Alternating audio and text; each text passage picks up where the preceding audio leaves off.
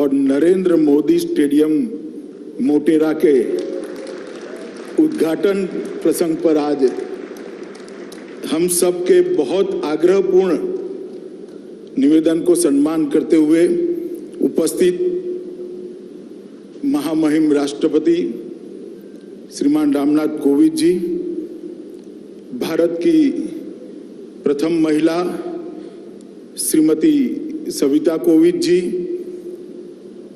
गुजरात राज्य के आदरणीय राज्यपाल महोदय आचार्य देवव्रत जी, भारत सरकार के खेलकूद मंत्री मेरे साथी श्रीमान किरण रिजिजू जी, गुजरात सरकार के ऊर्जावान उप मुख्यमंत्री श्रीमान नितिन भाई पटेल जी, संसद सदस्य और जिन्होंने पूरे स्टेडियम की कंस्ट्रक्शन में बहुत योगदान दिया है, ऐसे भाई परिमल नथवाणी जी, गुजरात सरकार के मुख्य सचिव श्री अनिल मुकिम जी, एशियन क्रिकेट काउंसिल के अध्यक्ष बीसीसीआई के सचिव श्रीमान जय जी, श्री धनुराज नथवाणी जी और आज देश भर से आए हुए राज्य के सभी खेलकूद जगत के नामांकित व्यक्तिगण और उपस्थित भाइयों और बहनों, आप सभी को मैं प्रणाम कर मेरी बात की शुरुआत करना चाहता हूं। मित्रों, आज भारत के खेल जगत के इतिहास का स्वर्णिम दिन है। आज के दिन भारत के राष्ट्रपति महोदय के कर कमलों से भारत के लौह पुरुष, भारत रत्न और गुजरात के सुपुत्र सरदार वल्लभ भाई पटेल के नाम के साथ जोड़कर एक बड़े स्पोर्ट एन्क्लेव का भूमि पूजन करने की शुरुआत आज राष्ट्रपति महोदय के हाथ से हुई। स्पोर्ट्स कॉम्प्लेक्स जो बनेगा, जिसका ये विशाल स्टेडियम भी एक हिस्सा होगा, इस स्पोर्ट्स कॉम्प्लेक्स में विश्व स्तरीय सभी खेलों की व्यवस्था यहां पर होगी और देश और दुनिया के सभी खेलों के सभी खिलाड़ियों को ट्रेनिंग की भी व्यवस्था पर यहां पर होगी, उनके कोचिज को रहने की भी व्यवस्था होगी और एक साथ 3000 बच्चे यहां पर अलग अलग खेलों का ट्रेनिंग ले सके, इस प्रकार की व्यवस्था का आज निर्माण और उसकी शुरुआत, इसका भूमि पूजन महामहिम राष्ट्रपति महोदय के हाथ से हो रहा है। इसका मुझे बहुत बहुत आनंद और गौरव दोनों है, क्योंकि मैं यहाँ से सांसद भी हूँ। राष्ट्रपति महोदय, आज आप मेरी कॉन्स्टिट्यूएंसी में पधारे हैं, इसलिए सांसद के नाते भी मैं आपका विशेष स्वागत करना चाहता हूँ। मित्रों, कोविंद जी जिस दिन भारत के राष्ट्रपति बने, इस दिन भारत के करोड़ों सामान्य जनों के मन में एक श्रद्धा जागृत हो गई कि हमारा लोकतंत्र नीचे तक परकोलेट हो चुका है। एक सामान्य घर से जन्मा हुआ, संघर्ष करा हुआ व्यक्ति, एक देहात के अंदर पला बड़ा व्यक्ति अपनी शिक्षा के दम पर, अपने कर्तृत्व के दम पर, अपनी निष्ठा के दम पर और अपनी मेहनत के दम पर भारत के सर्वोच्च स्थान पर विराजमान हो सकता है। यही हमारे लोकतंत्र का गौरव। जब मैं पार्टी में था, कोविंद जी भी पार्टी का काम करते थे, हमने साथ में बहुत काम किया है। इतनी सरलता, इतनी लगन, इतनी मेहनत शायद ही किसी व्यक्ति में एक साथ मिलती है। और अपने आप को आगे न करते हुए चुपचाप अपने दिया हुआ काम करना और गौरव के साथ करना और काम को भी गौरव देना, ये किसी दक्ष व्यक्ति में ही इतने सारे गुण समाहित होते हैं।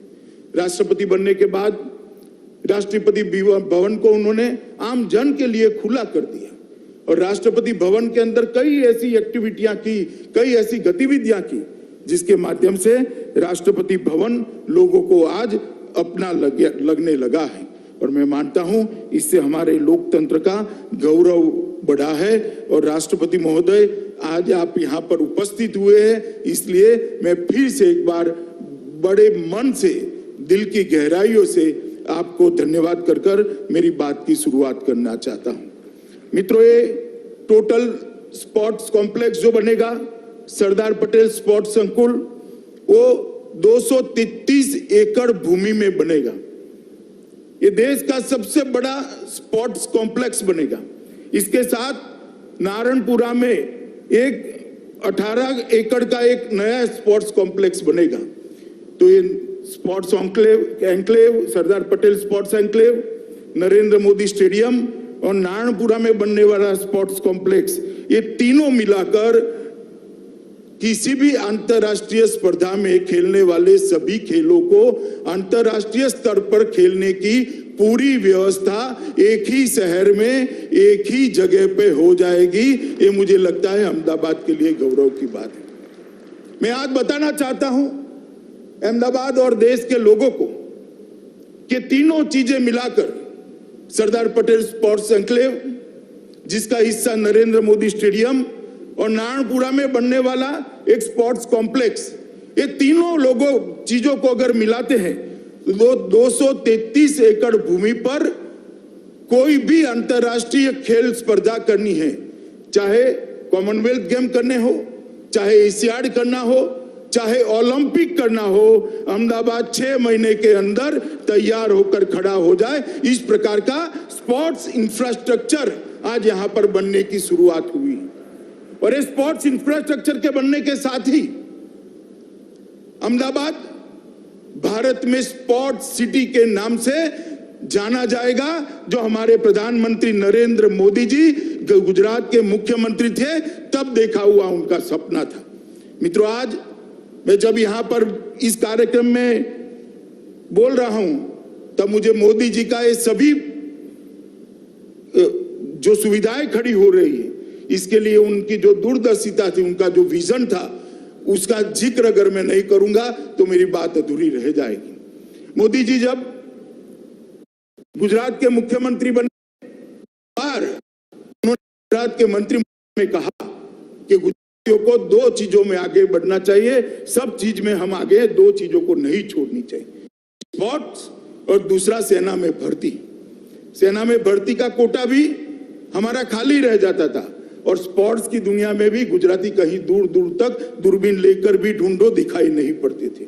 वहीं से नरेंद्र भाई ने गुजरात में दोनों की चीजों की शुरुआत की और आज मुझे कहते हुए गर्व है कि जो हमारा गुजरात का कोटा है सेना की भर्ती का, वो आज खाली नहीं जाता है। गुजराती युवा आज सेना में भर्ती होना शुरू हो गया है। और जहां तक खेल कूद का सवाल है, जहां तक स्पोर्ट्स का सवाल है, खेलो गुजरात की शुरुआत करी, बड़ी बड़ी स्पोर्ट्स सुविधाओं के अंदर उन्होंने अपना योगदान दिया, उसको विजुअलाइज किया, उसको जमीन पर उतारा, उसको मूर्त रूप दिया।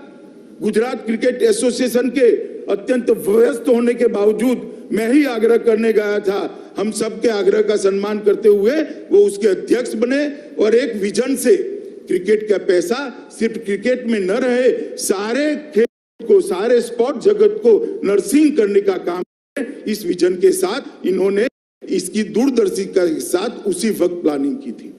और जब हम बनाने की बात, तब उन्होंने हम सबके सामने कहा था, छोटा मत सोचकर सोचिए, गुजरात में जो भी होगा विश्व का सबसे बड़ा होगा और विश्व में सबसे बड़ा होकर रहेगा।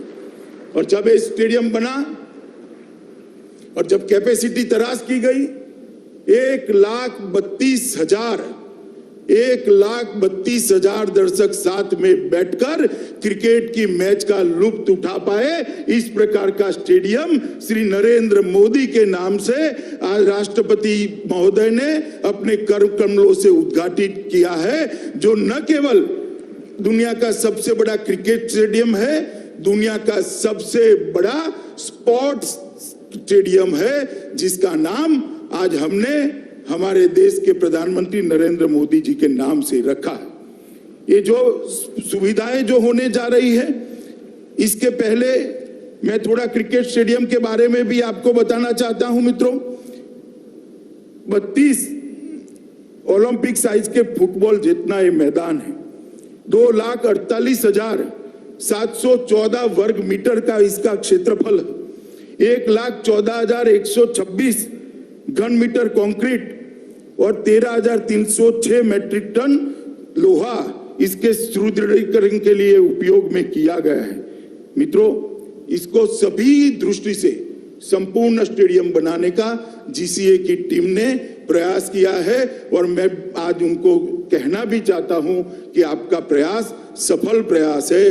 विश्व में किसी भी क्रिकेट स्टेडियम में एक साथ 11 पिच नहीं है, एक साथ 4 ड्राइंग रूम नहीं है, एक साथ चारों ड्राइंग रूम के सटे हुए चारों जिम्नेशियम नहीं है। एक दिन में 2 मैच भी करने हैं तो स्टेडियम कर सकता है और इसके साथ पूरी अत्याधुनिक सब सॉइल जल निकासी प्रणाली भी बनाई है। बारिश आती है तो कितनी भी बारिश हो, आधे घंटे में मैच डिस्टर्ब करे बगैर आगे का खेल बारिश रुकते ही हम शुरू कर सकते हैं। इस प्रकार का करा है।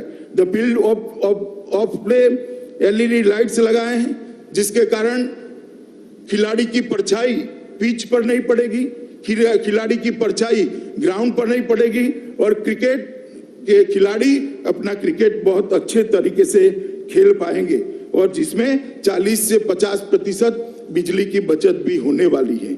मित्रों, जिस प्रकार का हाईटेक मीडिया रूम बनाया है, मुझे कहने में कोई झिझक नहीं है, ये दुनिया का सबसे बड़ा और सबसे हाईटेक मीडिया रूम है जो यहाँ खेलने वाले हर खेल को दुनिया तक पहुंचाने का काम करेगा। खेल चाहे नरेंद्र मोदी स्टेडियम में खेला जाए, खेल चाहे सरदार पटेल स्पोर्ट्स एन्क्लेव के अंदर खेला जाए, वो खेल को प्रसारित करने की व्यवस्था ये नरेंद्र मोदी क्रिकेट स्टेडियम के मीडिया रूम में है। और हाईटेक मीडिया बॉक्स जो बनाए हैं वो भी अपने आप में एक बहुत आधुनिक प्रकार के बॉक्सों का सृजन मेहनत कर कर प्लानिंग कर कर जीसीए के माध्यम से किया गया है। यहाँ पर आवाजाही के लिए बीआरटीएस से भी जुड़ने वाला है, मेट्रो भी यहाँ तक पहुंचने वाली है और जब ये रिवर फ्रंट का एक्सटेंशन समाप्त हो जाएगा, एक सुंदर मां नर्मदा और साबरमती के नीर हमेशा यहाँ शांति और शीतलता प्रदान करते रहेंगे। इस प्रकार का एक कुदरती नजारा यहाँ पर बनने का काम समाप्त हो जाएगा। और मित्रों, मैं इसके साथ में ये भी कहना चाहता हूं कि स्पोर्ट्स कॉम्प्लेक्स के अंदर ही, नरेंद्र मोदी स्टेडियम के अंदर ही अलग अलग प्रकार के कई खेल को खेलने की व्यवस्था की है, खिलाड़ियों को रहने की व्यवस्था की है और इसके कोचिज को रहने की व्यवस्था भी सरदार पटेल स्पोर्ट एन्क्लेव के अलावे करी। और इसके साथ अहमदाबाद शहर, गांधीनगर जिला और अहमदाबाद ग्रामीण जिला के 600 स्कूलों को हम इसके साथ जोड़ने वाले हैं जिनके पास अपने प्लेग्राउंड नहीं है। इनके पास अपने प्लेग्राउंड नहीं है, बच्चों को खेलने की सुविधाएं नहीं। अगर बच्चा खेलेगा नहीं तो हारेगा कैसे? वो हार को हजम नहीं कर पाएगा। जीतने का जज्बा कैसे खड़ा होगा, जीतने का जुनून कैसे खड़ा होगा? और ये संस्कार जो बच्चे में रह जाते हैं वो उसको एक अच्छा मनुष्य बनते हुए रोकते हैं। हम 650 स्कूलों को, 600 से ज्यादा स्कूलों को, लगभग 650 स्कूलों को इस नरेंद्र मोदी स्टेडियम के साथ जोड़ने वाले हैं। 34 बसें उनको लाने ले जाने का काम करेगी। इनके सारे पीटी के पीरियड एक साथ कर कर सप्ताह में एक दिन बच्चा यहाँ आएगा, पूरा दिन खेलेगा, खाना भी यहाँ खाएगा और शाम को सुरक्षित अपने घर पर पहुंच जाएगा। एक कंप्लीट 3 जिलों की स्पोर्ट की सुविधा यहाँ पर खड़ी हो, इस प्रकार के विजन के साथ मोदी जी ने इसका स्केच बनाया था। मुझे आनंद है कि इनके बाद मैं अध्यक्ष बना, इनके बाद ये जीसीए की टीम यहाँ पर बैठी है, जय और दंडात बैठे हैं।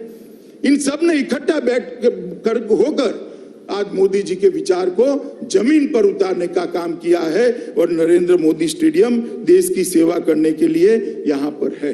ये स्टेडियम ऐतिहासिक स्टेडियम है, कई सारे रिकॉर्ड यहाँ पर बन रहे हैं, आज भी बने हैं। आज भी एक मैच यहाँ शुरू होने जा रहा है, पिंक बॉल का मैच पहली बार इस स्टेडियम पे खेला जाएगा। और मुझे कहते हुए बड़ा आनंद है, मैच के रेफरी श्रीनाथ है। मित्रों, श्रीनाथ के लिए ये जो हमारा स्टेडियम, ये भूमि है, बहुत यादगार है कि उन्होंने यहाँ पर ही अफ्रीका के सामने मैच खेलते हुए 6 विकेट झटकाए थे और भारत को विजय दिलाने का काम किया था। इसी ग्राउंड पर 10 साल के बाद कपिल देव ने रिचर्ड हेडली का 431 विकेट लेने का वर्ल्ड रिकॉर्ड को तोड़कर भारत को वर्ल्ड रिकॉर्ड की तालिका में डालने का काम कपिल देव ने इसी भूमि पर किया था। और इसी भूमि पर सुनील गावस्कर ने पाकिस्तान के खिलाफ खेलते हुए अपने 10,000 रन समाप्त करे थे। इसी भूमि पर मास्टर ब्लास्टर सचिन तेंदुलकर ने 2011 के वर्ल्ड कप में एक दिवसीय मैच में 18,000 रन पूरा करने का काम किया था। इसी भूमि पर सचिन तेंदुलकर ने अपनी कैरियर के 20 साल भी पूरे किए थे। मित्रों, चेतेश्वर पुजारा भी यहाँ पर डबल सेंचुरी लगा रहे हैं, आज भी खेल रहे हैं। मैं तो आशा करता हूं कि आज उसको वो रिपीट करें और भारत को विजय दिलाएं। मित्रों, मैंने आप सभी को नरेंद्र मोदी स्टेडियम की बात करी, मगर नरेंद्र मोदी स्टेडियम स्वयं जिसका एक अंग है, ऐसा सरदार वल्लभ भाई पटेल स्पोर्ट एन्क्लेव का भी आज महामहिम ने भूमि पूजन किया है। मित्रों, सरदार पटेल स्पोर्ट्स एन्क्लेव एक बहुत महत्वाकांक्षी प्रोजेक्ट है। आज हमारे देश को जरूरत है कि अंतर्राष्ट्रीय स्पर्धाओं के अंदर हमारे बच्चे दिखाई पड़े। जब अंतर्राष्ट्रीय खेल स्पर्धाओं की तालिका बने, हमारे बच्चों के नाम पर कई सारे मेडल्स हो, मगर वो वैसे ही नहीं होता है।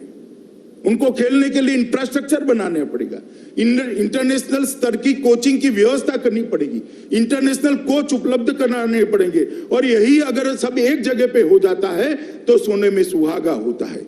नरेंद्र मोदी जी ने हमारे अहमदाबाद को, मेरी कॉन्स्टिट्यूएंसी को एक बहुत बड़ी गिफ्ट दी है सरदार वल्लभ भाई पटेल स्पोर्ट एन्क्लेव को बनाकर। मित्रों, मोदी जी की सरदार पटेल के लिए जो श्रद्धा है वो अगाध है। सरदार पटेल का जो योगदान देश को आजादी के बाद एक करने में रहा, शायद सरदार न होते तो हम बिखर जाते, कहीं नहीं होते। सरदार का ये दृढ़ निश्चयी स्वभावी था कि जिन्होंने 600 से ज्यादा राजो रजवाड़ों को, रियासतों को एक करने का काम किया, मगर उनके साथ इतिहास में बहुत अन्याय किया गया। जब जब कांग्रेस का शासन रहा, सरदार पटेल को भुलाने का प्रयास कर दिया। उस नरेंद्र मोदी जी ने ऐसी व्यवस्था की, कोई कितनी वर्षों शासन करे, सरदार को कभी भुला न पाए, युगों युगों तक सरदार का नाम अमर हो जाए। उन्होंने केवड़िया में दुनिया का सबसे बड़ा स्टैच्यू गुजरात के सुपुत्र और देश के लौह पुरुष सरदार पटेल के नाम पर बनाकर आज ताजमहल से ज्यादा लोग सरदार पटेल के वो स्टैच्यू को देखने आते हैं, स्टैच्यू ऑफ यूनिटी को देखते हैं।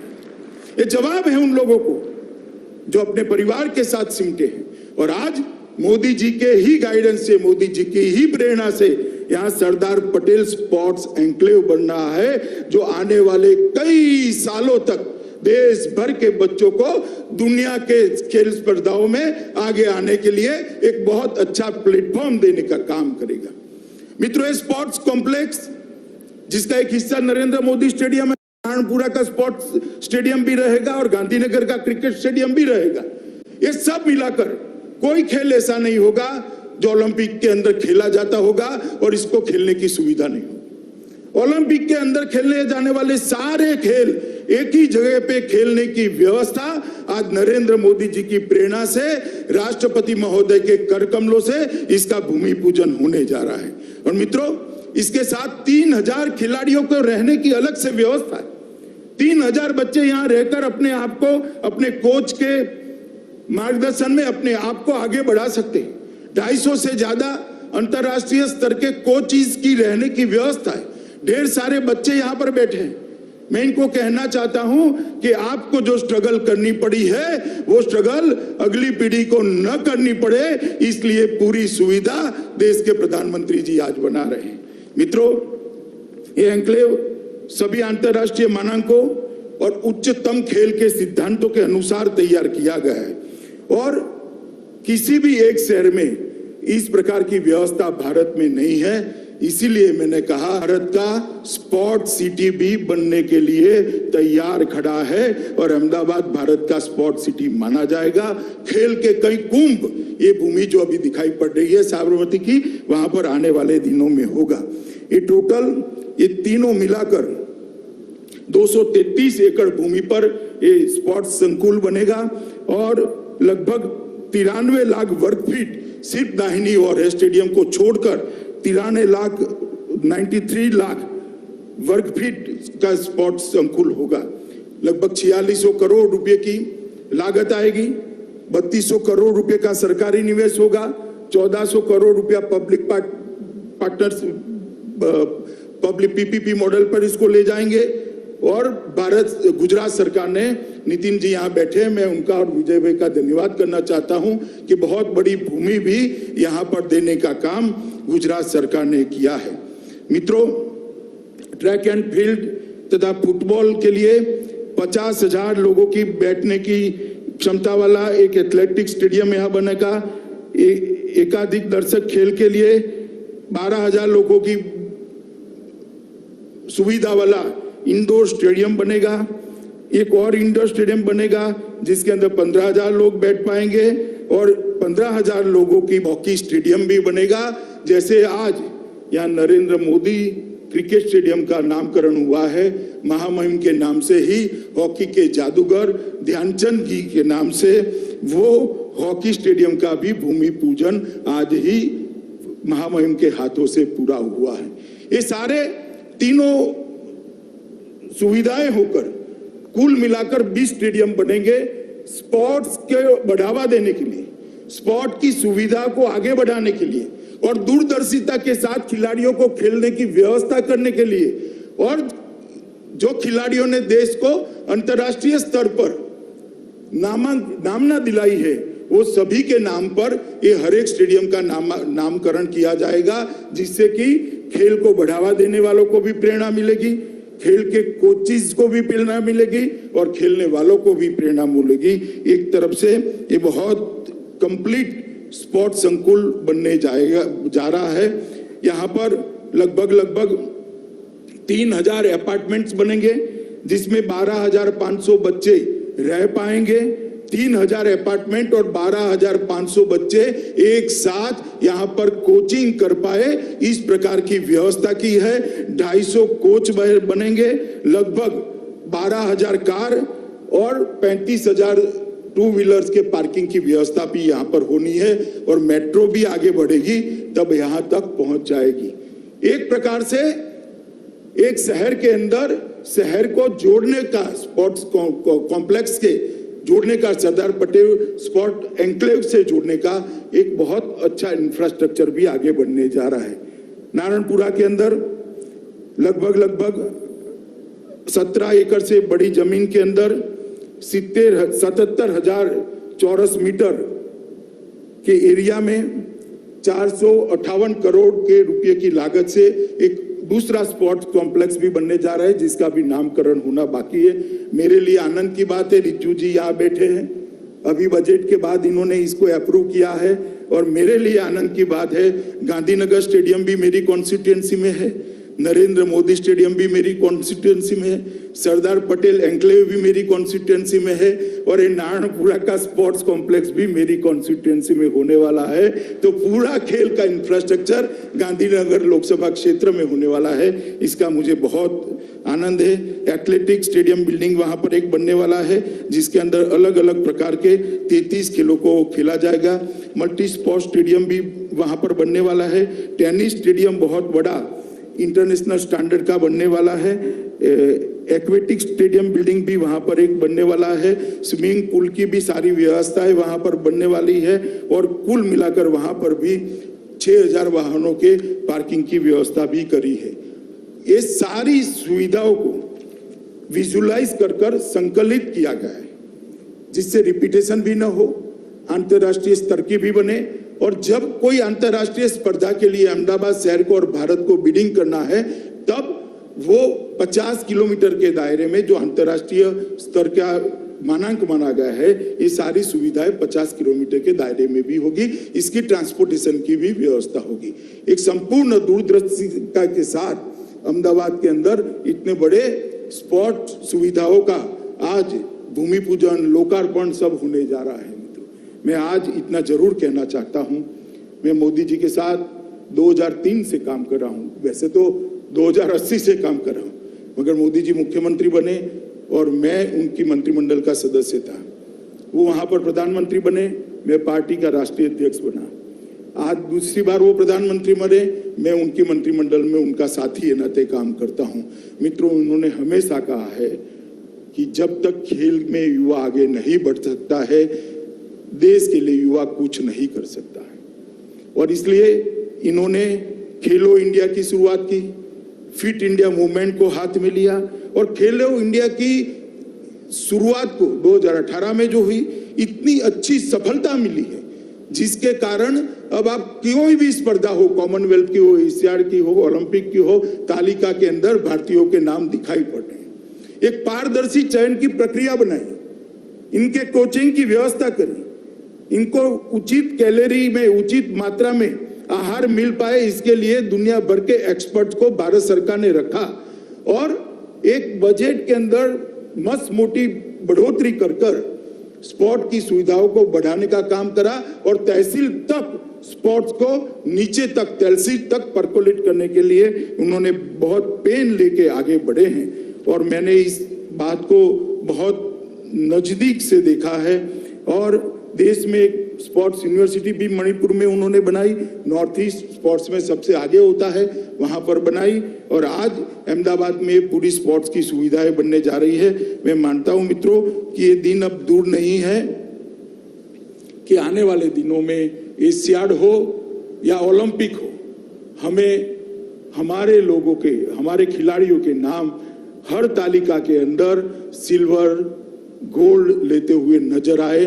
वो दिन भारत के लिए बहुत नजदीक है। आने वाले 8-10 साल में ही इस सुविधाओं से खड़े हुए खिलाड़ी दुनिया के अंदर अपना जज्बा दिखाते हुए भारत माता को सम्मान दिलाने का काम करेगा। मित्रों, मैं आज यहां से देश भर के युवाओं को अपील करने भी आया हूं कि मोदी जी जब से प्रधानमंत्री बने तब से उन्होंने देश का सम्मान दुनिया में बढ़ाया है और अब उन्होंने आत्मनिर्भर भारत का नारा दिया है।